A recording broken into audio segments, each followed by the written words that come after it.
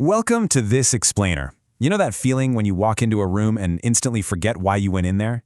Now imagine that thought wasn't just your grocery list. Imagine it was the entire legal code, the religious foundation, literally the entire history of your civilization. Today we're diving into one of humanity's absolute biggest drives, this relentless, incredible need we have to record, standardize, and preserve knowledge against the unstoppable march of time. We're going to take a journey from the sun-baked plains of ancient Mesopotamia all the way to the expanding early Islamic empire, and we're going to look at exactly how our ancestors fought to keep their most important words from just vanishing into thin air. So let's get right into it. So how do we stop knowledge from vanishing? Honestly, it's a question that's plagued civilizations for millennia, because when human memory inevitably fades and oral traditions risk dying out right along with the people who carry them, how do we physically lock down our most vital truths? Well, in this explainer, we're going to see exactly how early society solved this massive problem using the cutting-edge technology of their day. Here's our roadmap for today. First, the fragility of memory. Second, cuneiform, the first written words. Third, decoding those wedges. Fourth, gathering the scattered Quran. And finally, number 5, the Uthmanic Codex. All right, Section 1, the fragility of memory. To really grasp why writing was invented, we have to understand the incredibly high stakes of losing information. For thousands of years, our ancestors relied entirely on human memory to pass down everything. We're talking complex administrative records, sacred texts, the whole shebang. But, as we know, memory is incredibly fragile.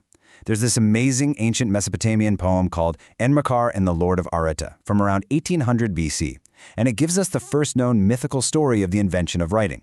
It says, because the messenger's mouth was heady and he couldn't repeat the message, the Lord of Kulaba patted some clay and put words on it. It's literally humanity's first recorded text support ticket for a failing brain. It just perfectly illustrates that universal need to physically record words when the human mind hits its absolute limit. Which brings us to Section 2, cuneiform, first written words. This was our ancestors' first major leap in solving the problem of the heavy mouth. And you know, writing actually wasn't invented to capture poetry or epic stories. No, it was developed to solve the super messy, complicated administrative burdens of growing Mesopotamian city-states. It started off just as a way to keep track of livestock and commodities, but the coolest part is understanding what this script actually was. Cuneiform is a logosyllabic writing system. Now, that word literally translates to wedge-shaped in Latin. They weren't writing like we do today, they were literally sculpting data. A scribe would take a freshly shaped tablet of moist clay and push a specially cut reed stylus right into it, leaving these characteristic 3D wedge-shaped impressions.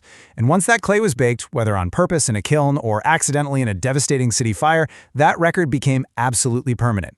Let's trace how this evolved, because trust me, this wasn't some overnight tech launch. Around 3300 BC, it essentially started as ancient emojis, drawing a literal head or a stalk of grain. But over centuries, it really evolved. By 2900 BC, it shifted into archaic cuneiform, picking up phonetic syllables. And then by 2500 BC, we see these early dynastic wedges, which are highly abstract shapes. Just think about the longevity here for a second. This system was in active use for over 3 millennia, writing multiple different languages across huge empires, until it finally went extinct around the 1st century AD. It completely dwarfed the lifespan of most modern alphabets. Check out the early Proto-Cuneiform on the left compared to the later Sumero-Akkadian on the right. For reasons historians debated for a long time, scribes at some point completely rotated the signs 90 degrees counterclockwise, putting them on their sides, and boiled them down to combinations of just 5 basic wedge shapes. Why? Well, think about the ergonomics of your own hand. It was vastly quicker for a scribe's wrist to stamp horizontal and vertical wedges than to try and draw continuous curved lines in wet clay. This visual abstraction was a real game changer. It made data entry incredibly fast and efficient. Okay, moving on to Section 3, decoding the wedges. 500,000. That is the awe-inspiring estimate of how many excavated cuneiform tablets are currently sitting in museums all over the world right now. To put that in perspective, the British Museum alone holds about 130,000 of them. But here is the profound irony of our modern age. We basically have 500,000 ancient hard drives sitting securely in climate-controlled rooms, but we completely lack the software to read most of them. Comparatively few of these have actually been translated, simply because there are only a few hundred qualified cuneiform translators in the entire world. So how did the first scholars actually unlock this script after the language had been dead for centuries? Well, it played out like this incredible historical detective story. The script was rediscovered back in the 17th century in the ruins of Persepolis. But the real breakthrough came from trilingual Achaemenid royal inscriptions. These basically acted as a Rosetta Stone. Scholars cracked the simplified Old Persian cuneiform first, back in 1802. Using the known names of ancient kings as their anchor points, they painstakingly worked their way backward into the much older, vastly more complex Babylonian and Sumerian scripts. And amazingly, they fully deciphered the entire system by 1857. That brings us to Section 4. Gathering the Scattered Quran. We're going to jump forward thousands of years now, shifting from ancient Mesopotamia to the rapidly expanding borders of the 7th century Islamic Empire. But you'll see the core human problem is exactly the same: a civilization-threatening crisis of memory. The stakes here were incredibly high. During the life of the Prophet Muhammad, the Quran wasn't actually compiled into a single bound book. It was scattered across parchment, white stones, palm branches, and, most importantly, in the memories of men. But then came the devastating Battle of Al-Yamama. Many of the companions who had memorized the entire Quran were killed in combat. Think of it like human hard drives being permanently destroyed in a single afternoon. Umar ibn al-Khattab realized a terrifying truth: the text could completely vanish with the death of its preservers. This realization prompted the first caliph, Abu Bakr, to urgently gather all these physical fragments into a single, unified collection. But the crisis of memory didn't end there. Not at all. As the Islamic conquests expanded, the surviving companions spread out, teaching the text in widely different regions. And pretty soon, different regional dialects and melodic recitations began to clash. A companion named Hudayfa ibn al-Yaman actually witnessed troops from Iraq and the Levant fighting over whose recitation was correct, with some even calling each other disbelievers. He rushed back to Caliph Uthman with this absolutely desperate plea: save this nation before they differ in the book. Which leads us right into Section 5, the Uthmanic Codex. Caliph Usman realized that relying purely on these scattered regional teachings was completely fracturing the empire. He knew he needed to standardize the text and unite the people under one definitive master script.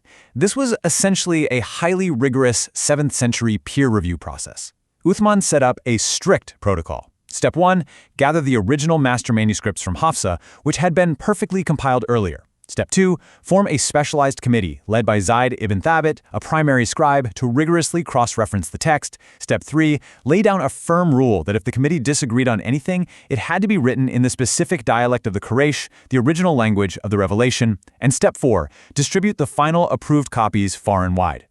Now, writing this down in a way that accommodated everyone required a totally brilliant system, known today as the Uthmanic illustration. And the secret feature of the script? It was entirely undotted. It was basically an open-source visual skeleton, carefully designed so that multiple, prophetically approved oral recitations, known as the ahruf, could fit perfectly inside a single written shape. The scribes used highly specific formatting rules to make this work. They used deliberate deletions of certain letters, specific increases, and wildcard letters where one vowel marker might actually substitute for another. They even had strict rules on which words should be visually connected or separated. Now, to a standard Arabic reader of the time, some of this might have kind of looked like spelling errors. But they were features, not bugs. They were carefully engineered to support the valid oral variations of the different tribes without ever having to change the physical ink on the parchment. It's truly a masterpiece of linguistic architecture. If you look on the left, you'll see the dotless Uthmanic script. It's a code you can only fully read if you already hold the key in your memory, guided by the oral tradition. But as non-Arab populations rapidly converted to Islam, they really struggled to pronounce this unmarked visual text correctly. So on the right, you see the later evolution. Scholars like Abu al-Aswad ad-Duwali introduced a system of dots and diacritical marks to essentially lock in the exact phonetic pronunciation. This brilliant visual upgrade prevented the text from being distorted by folks who are unfamiliar with the deep, complex nuances of the Arabic language. Once those master copies were completely finished, Uthman ordered all other varying personal fragments to be burned. He wanted to prevent any future discord. He didn't just create one book. He essentially created a decentralized network of truth.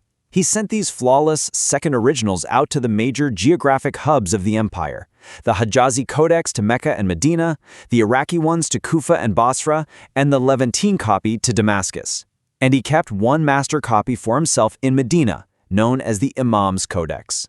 With these copies securely in place across the empire, the text was locked in for generations. From the clay wedges of Mesopotamia to the undotted parchment of the Uthmanic Codex, humanity has constantly fought this desperate, highly ingenious battle against the fragility of memory. But as we transition away from physical clay and durable parchment into the totally invisible, highly fragile world of digital data, I want to leave you with this thought. As we move deeper into the digital age, how will we ensure our own ephemeral knowledge survives the next 3 millennia?